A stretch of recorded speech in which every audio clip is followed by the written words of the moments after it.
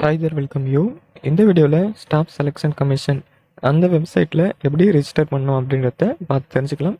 இதற்கான லிங்க் நான் உங்களுக்கு டிஸ்கிரிப்ஷனில் கொடுக்குறேன். அப்படி இல்லைனா ssc.gov.in அதாவது gov.in அதில் தான் நீங்கள் வரணும். வந்துட்டு இந்த 3 டாட் கிளிக் பண்ணிவிட்டு இது போல் டெஸ்க்டாப் சைட் வந்து டிக்கில் இருக்கான்னு பாருங்கள்.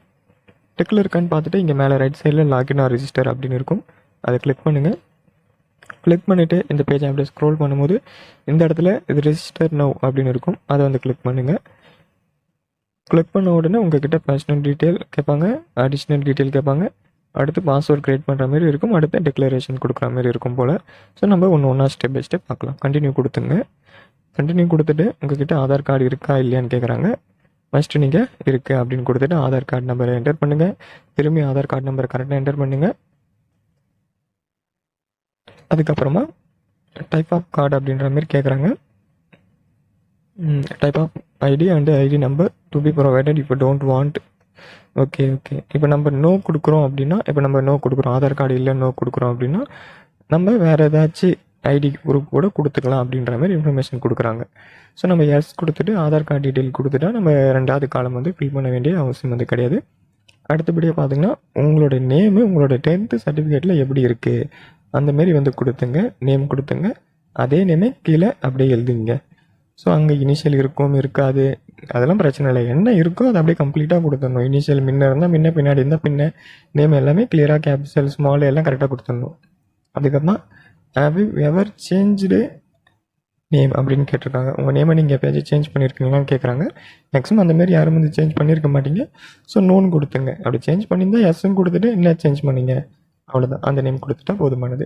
அடுத்து ஜெண்டர் பொறுத்த வரைக்கும் நீங்கள் என்ன ஜெண்டர் அப்படின்ற மாதிரி செலக்ட் பண்ணிங்க. அடுத்து வெரிஃபை ஜெண்டரில் திரும்பி சேம் ஜெண்டரை கரெக்டாக கிளிக் பண்ணிங்க. உங்களோட டேட் ஆஃப் பர்த்து திரும்பி அதே டேட் ஆஃப் பர்த்து, அதுக்கப்புறமா உங்கள் அப்பா நேமு திரும்பி உங்கள் அப்பா நேமு கரெக்டாக என்டர் பண்ணணும். உங்கள் அம்மா நேம் திரும்பி உங்கள் அம்மா நேம் கரெக்டாக என்டர் பண்ணணும். அதுக்கப்புறமா matriculation 10th class education board என்னென்னு கேட்பாங்க. ஸோ நம்ம தமிழ்நாட்டில் தானே இருக்கோம். ஸோ அப்படின்னும் போது Tamil Nadu board of secondary education அப்படின்னு நம்ம செலக்ட் பண்ணிக்கலாம். திரும்பி வந்து அதே தமிழ்நாடு போர்ட் ஆஃப் செகண்டரி எஜுகேஷன்றதை செலக்ட் பண்ணுங்கள். உங்களோட 10th ரோல் நம்பர் என்டர் பண்ணுங்கள். திரும்பி 10th ரோல் நம்பர் என்டர் பண்ணுங்கள். அதிகமாக என்ன வருஷம் பாஸ் ஆனீங்க திரும்பி அதே. அதுக்கமாக உங்களோட ஹையஸ்ட் குவாலிஃபிகேஷன். நீங்கள் இப்போ 10th ஃபில் பண்ணிட்டு இருந்தீங்க. ஸோ இப்போ வந்து ஹையஸ்ட்டாக கேட்குறாங்க. ஒரு நீங்கள் 10th வரைக்கும் தான் படிச்சிருக்கலாம், இல்லை 12th படிச்சிருக்கலாம், டிப்ளமோ படிச்சிருக்கலாம், டிகிரி முடிச்சிருக்கலாம், பிஜி முடிச்சிருக்கலாம், பிஹெச்டி முடிச்சிருக்கலாம், என்ன வேணாலும் நீங்கள் முடிச்சிருக்கலாம். ஸோ நீங்கள் என்னவோ நீங்கள் அதை செலக்ட் பண்ணிக்கணும், அவ்வளோதான். அதுக்கப்புறம் திரும்பியும் வந்து சேம் அதே இதுவை செலக்ட் பண்ணணும். அதுக்கப்புறம் உங்களோட ஃபோன் நம்பர் என்ன, உங்களோட இமெயில் ஐடி என்ன அதெல்லாம் என்டர் பண்ணிவிட்டு சேவ் அண்ட் நெக்ஸ்ட் அப்படின்றத கொடுத்துங்க. இதை கொடுக்கறதுக்கு முன்னாடி ஒரு வாட்டி செக் பண்ணிங்க நம்ம எல்லாமே கரெக்டாக தான் கொடுத்துருக்குமா, ஏதாச்சும் மிஸ்டேக் பண்ணியிருக்குமா அப்படின்றத நீங்கள் செக் பண்ணிங்க. ஓகே. நீங்கள் மொபைல் நம்பர் இமெயில் ஐடியெல்லாம் என்டர் பண்ணும்போது உங்களுக்கு ஓடிபி ஆனது வரும். ஸோ அந்த ஓடிபியும் என்டர் பண்ணி வேலிடேட்டட் ஆனது பண்ணிங்க. ஒருவேளை உங்களுக்கு அப்ளை பண்ணி கொடுக்கணும், எஸ்எஸ்சி ஜாபுக்கு அப்ளை பண்ணணும் அப்படின்னா நீங்கள் டிஸ்கிரிப்ஷனில் கொடுத்துருக்க மொபைல் நம்பருக்கு கான்டாக்ட் பண்ணலாம். அப்ளை பண்ணுறதுக்கான சார்ஜஸ் வந்து 105 rupees. வேணுன்றவங்க நீங்கள் கான்டாக்ட் பண்ணி அப்ளை பண்ணிங்க. ஸோ நெக்ஸ்ட்டு நம்ம சேவ் கொடுக்கலாம். உங்களுக்கான ரிஜிஸ்ட்ரேஷன் நம்பர் ஆனது காமிச்சிருக்காங்க. அதாவது உங்களோட மொபைல் நம்பருக்கு ரிஜிஸ்ட்ரேஷன் நம்பர் மற்றும் பாஸ்வேர்டு வந்திருக்கும். அதை நீங்கள் இப்போ என்டர் பண்ணுற மாதிரி இருக்கும். நீங்கள் ஜஸ்ட் கண்டினியூ கொடுங்க. உங்களோட மொபைல் நம்பருக்கு ரிஜிஸ்ட்ரேஷன் மற்றும் பாஸ்வேர்டு சென்ட் பண்ணியிருப்பாங்க.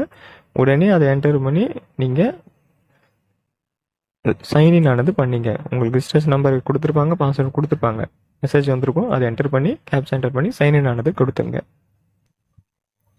இப்போ நெக்ஸ்ட் பேஜ் பார்த்தோன்னா என்ன சொல்கிறாங்கன்னா, அதாவது அவங்க உங்களுக்கு பாஸ்வேர்டு ஆனது சென்ட் பண்ணியிருப்பாங்க. ஸோ அந்த பாஸ்வேர்டு வந்து உங்களுக்கு நாமகம் இருக்கும், நாகமகம் இல்லாத இருக்கலாம். ஸோ அதனால் என்ன சொல்கிறாங்க, நாங்கள் அனுப்பிச்சது வந்து ஓல்டு பாஸ்வேர்டு, அதாவது அவங்க அனுப்பிச்சது தான் old password.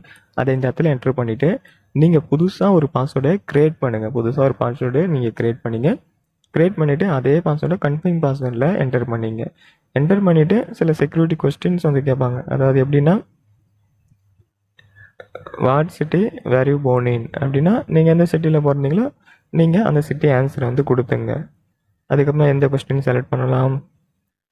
What is your mother maiden name அப்படின்ற மாதிரி கேட்குறாங்க.